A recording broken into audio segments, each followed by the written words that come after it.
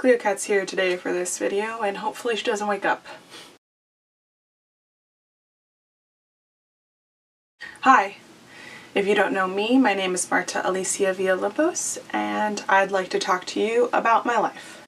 So today I wanted to talk to you about my experiences being a person with dyslexia.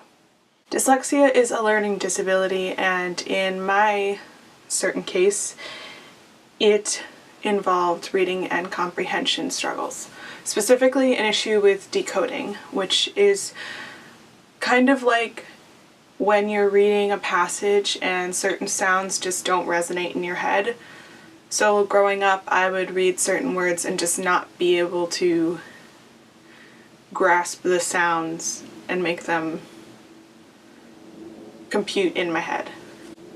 I never had the issue of like letters flipping around or numbers switching or anything like that. I've heard that that's something that happens, but that wasn't my experience.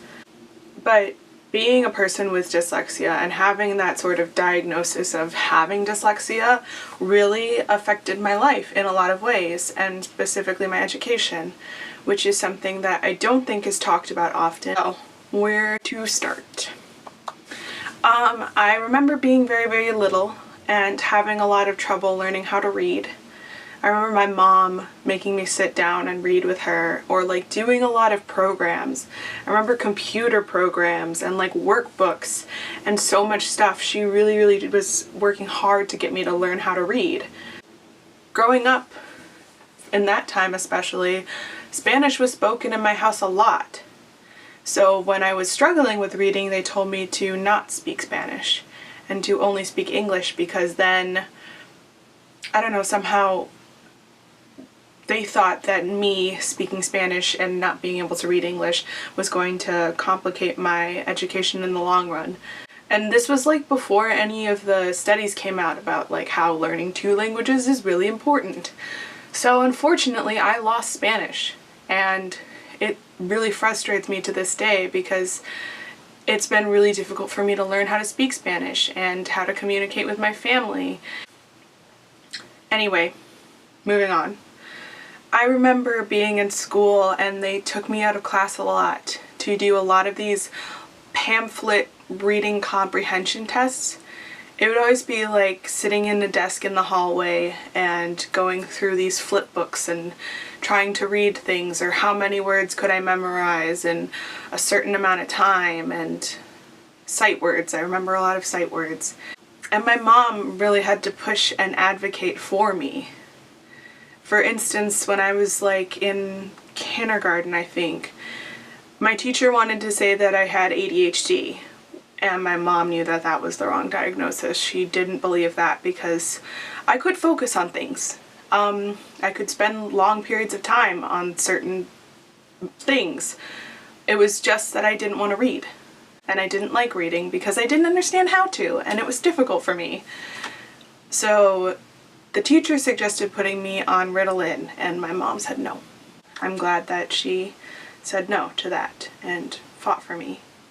And she did a lot of fighting for me, honestly. She took me to a separate place. She works at a university, and their education department did a lot of studies on me, actually. And I remember spending a week in the summer just sitting in a room and doing more comprehension tests, and they came up with this like book's worth of information about me and my learning and how I learn differently and what exactly is the issue that I have. I remember looking back now, one really frustrating thing that they've done throughout my entire schooling was when they would put me in special ed reading, which was an amalgamation of students who struggled with reading because maybe English was their second language, or because they had autism or ADD or some kind of, or dyslexia. And those are very vastly different problems. Putting all those people and forcing them to learn this one way that they believe is correct isn't necessarily the best option, and it's kind of frustrating that maybe they should get more attention, or maybe there should be some other way to teach them. I think The hardest points in my life were when I got older and I realized that I had this thing called dyslexia and that I would have to tell the teachers and the other students that I did have it. Sight reading is something that I still really struggle with. Cold reading is really hard for me because I have dyslexia. And so telling your professors or your teachers that you have this disability is kind of really shitty and it feels weird.